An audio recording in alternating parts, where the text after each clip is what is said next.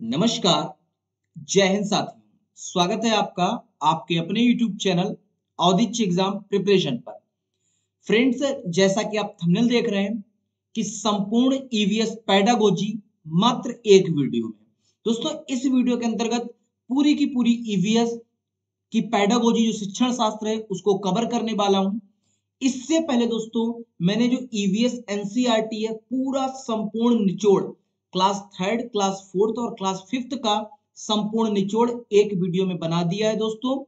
Description box में उसका link मिल जाएगा। साथ ही साथ दोस्तों, टॉपिक वाइज ईवीएस की सारी क्लासेस कंप्लीट हो चुकी हैं। संस्कृत की जो भी क्लासेस हैं, संस्कृत पेडागोजी या संस्कृत व्याकरण से संबंधित सारी क्लासेस इस चैनल के माध्यम से कराई गई। अब दोस्तों, इस वीडियो के बाद सीडीपी, हिंदी और दोस्तों आपका मैथ, सारे के सारे सब्जेक्ट कवर कराए जाएंगे। सीटेट ओरिएंटेड ये चैनल है, यूपी टेट ओरिएंटेड ये चैनल है दोस्तों। इस चैनल के माध्यम से दोस्तों मैंने एक प्लेलिस्ट बनाई है, सीटेट क्रैक 2021।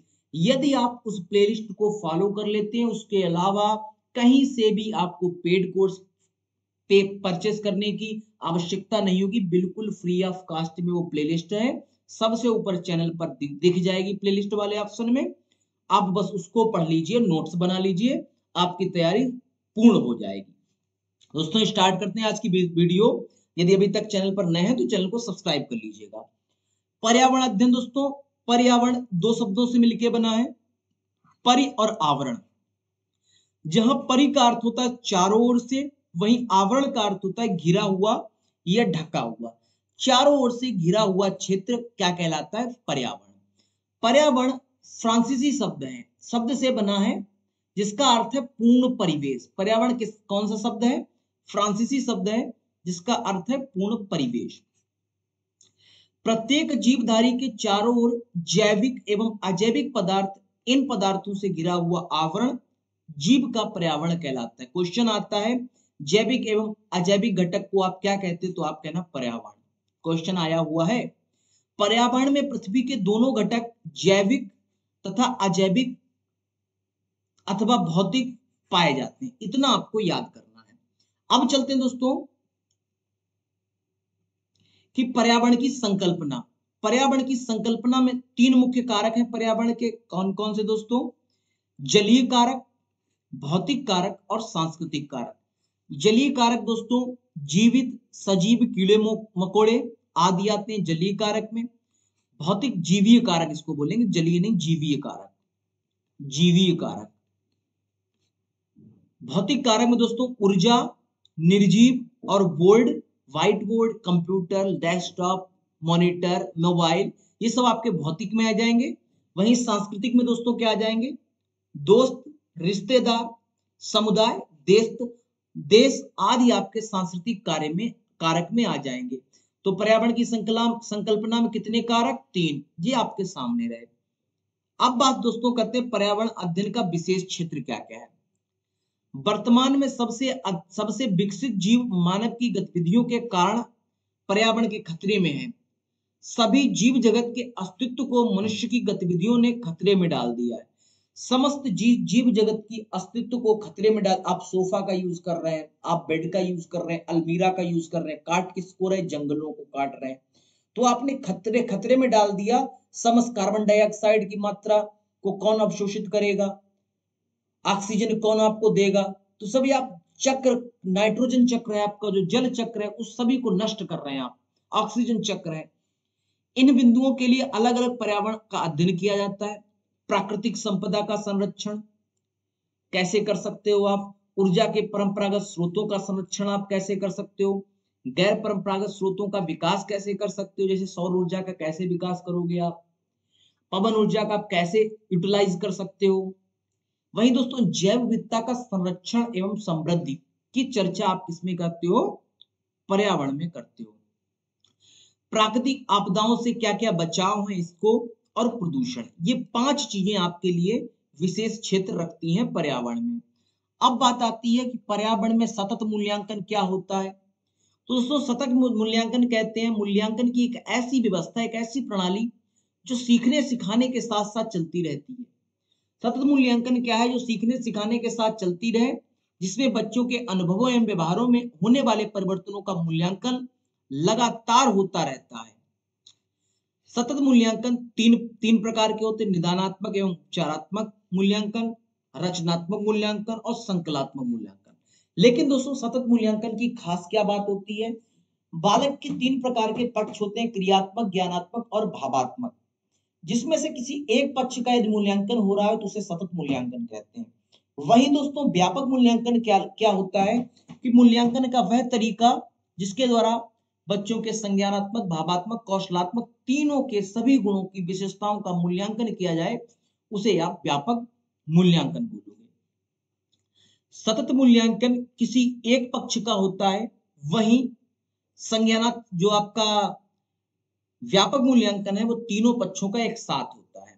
छात्रों की विकास सीमा निर्धारित करने हेतु जो तरीका उपयुक्त होता है वह सतत एवं व्यापक मूल्यांकन कहलाता है। सतत एवं व्यापक मूल्यांकन प्रश्नोत्तर विधि के द्वारा शिक्षार्थियों में सीखने सिखाने की जिज्ञासा उत्पन्न करता है। यदि प्रश्नोत्तर विधि होगी, जैसे मैं आपसे भी क्या एमसीक्यू चलाऊंगा, आगे ये टॉपिक कवर करा दूं, उसके बाद एमसीक्यू कराऊंगा, इसलिए चैनल को कर लो फॉलो, क्योंकि मैं प्रीवियस ईयर सारे सॉल्व पेपर भी करा दूंगा और लगभग हर सब्जेक्ट से लेकर के 1000 क्वेश्चन चलाऊंगा। 1000 टॉप 1000 क्वेश्चन उसमें से आपके पेपर में आना तय है। तो दोस्तों, शिक्षण सहायक सामग्री क्या होती है? टीएलएम क्या होता है? तो शिक्षण अधिगम को सरल एवं सहज बनाने के लिए तीन प्रकार की शिक्षण सहायक सामग्रियों का प्रयोग किया जाता है। दृश्य सामग्री, जिसमें आपका क्या आता है? मैप, चार्ट, ग्राफ, चित्र, मॉडल, ग्लोब या श्यामपट्ट। टीएलएम मतलब क्या होता है कि टीचिंग लर्निंग मटेरियल, जो सहायता करते हैं अधिगम, बालक के अधिगम में सहायता करते हैं, बालक के अधिगम को सहज और सरल बनाते हैं। तो दृश्य सामग्री में दोस्तों मैप, चार्ट, ग्राफ, चित्र, मॉडल, ग्लोब, श्यामपट्ट आदि आता है। दोस्तों, ग्लोब का क्या कार्य होता है?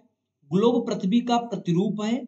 इसका उपयोग पृथ्वी के वास्तविक स्वरूप और आकार को समझाने के लिए बालकों के सम्मुख प्रस्तुत किया जाता है।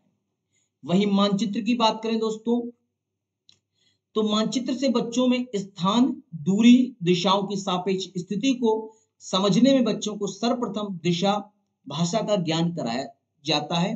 दोस्तों, जब भी आपका सापेक्ष दिशा से संबंधित प्रश्न आ जाए, आप समझ जाना मानचित्र से संबंधित प्रश्न है और लगा देना टिक, गलत नहीं होगा।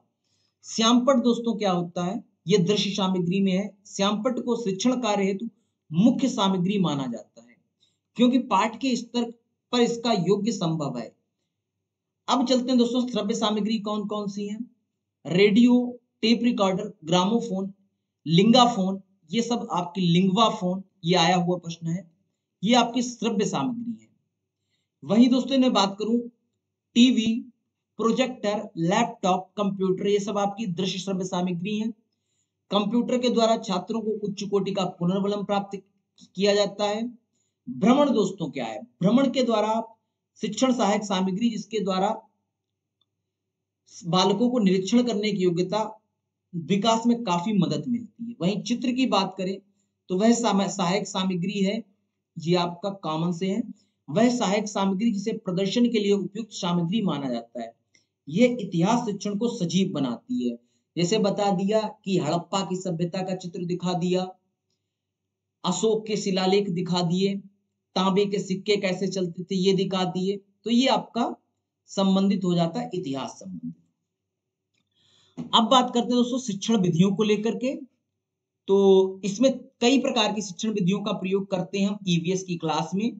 भ्रमण विधि, तो भ्रमण विधि में भ्रमण के द्वारा ज्ञान अर्जित किया जाता है। इसके द्वारा शिक्षार्थियों की प्रकृति के प्रति आकर्षित तथा ये विधि मुख्यतः बच्चों के वास्तविक जीवन से जुड़ाव तथा उनकी परिस्थितियों के अनुसार जुड़ती है। उदाहरण जैसे मैं लेता हूं कि आप ताजमहल दिखाने गए या कोई अन्य इमारत दिखाने गए, आप हिस्टोरिकल प्लेस दिखाने गए, तो बच्चे को बताया कि इसने बनवाया, ऐसे बनवाया, इसकी याद में बनवाया, ये बनवाया, इस समय में बनवाया, इसमें इस तरीके के शिलालेख हैं, इस पे ये लिखा गया, इस भाषा में लिखा गया। तो बच्चा देखेगा और चीजों को कैप्चर कर लेगा और सीख लेगा। वही दोस्तों बात आती अन्वेषण विधि या खोज विधि। इस विधि के जन्मदाता आर्म स्ट्रांग है। कौन है इस विधि के जन्मदाता? आर्म स्ट्रांग है। यह विधि स्वयं करके सीखने पर आधारित होती है। किसके करने पर आधारित होती है? यह विधि स्वयं करने के सीखने पर आधारित होती है। जन्मदाता है आर्म स्ट्रांग। वही दोस्तों बात करते हैं निरीक्षण विधि क्या है। निरीक्षण विधि के जनक जेबी बाटसन माने जाते हैं। इसमें बाह्य रूप से व्यक्ति का निरीक्षण किया जाता है, बाहरी रूप से व्यक्ति का निरीक्षण किया जाता है। इस विधि को अन्य नामों से जानते हैं, जैसे अवलोकन, निरीक्षण, प्रेक्षण और बहिर्दर्शन। इतने नामों से आप निरीक्षण विधि को जानते हैं। इस विधि में मनोवैज्ञानिक दूसरे व्यक्ति के व्यवहार का निरीक्षण करता है तथा उसके व्यक्तित्व के बारे में आकलन करता है। इसे आप निरीक्षण विधि कहते हो। अब बात आई दोस्तों पर्यावरण का महत्व और एकीकरण, एकीकृत पर्यावरण। पर्यावरण एक ऐसा विषय है जो कई विषयों से मिलकर बना है, जैसे आपका भूगोल, इतिहास, राजनीति शास्त्र और विज्ञान। इन सभी से मिलकर क्या बना? पर्यावरण। तो दोस्तों कक्षा अच्छा एक प्रश्न और आता है कि पर्यावरण की शिक्षा कब से दी जाती है? तो आपको याद रखना पर्यावरण की जो शिक्षा है वो क्लास 3, 3rd, 4th, 5th से दी जाती है। इस तरीके से आपको दोस्तों कवर करना है। अब पूछा जाए विज्ञान एवं सामाजिक विज्ञान में संबंध, जीवन से वास्तविक जीवन का जुड़ाव, विज्ञान एवं सामाजिक विज्ञान का जुड़ाव ईवीएस की क्लास में, ईवीएस की कक्षा में होता है। शिक्षण की समस्याएं क्या क्या क्या आती हैं ईवीएस में? बालक रुचि नहीं लेता है तो अध्यापक की गलती, अच्छा अध्यापक शिक्षण विधियों का नहीं प्रयोग कर रहा है। शैक्षणिक कार्य में समस्या उत्पन्न करता है तो दोस्तों वह समस्यात्मक बालक है, उसको परामर्श की आवश्यकता है। परंतु रुचि को पर्यावरण अध्ययन की तरह खींचने का संपूर्ण दायित्व किसका होता है? अध्यापक का होता है। दोस्तों इस तरीके से ईवीएस की पेडागोजी आज कंप्लीट हुई। साथ ही साथ दोस्तों ईवीएस की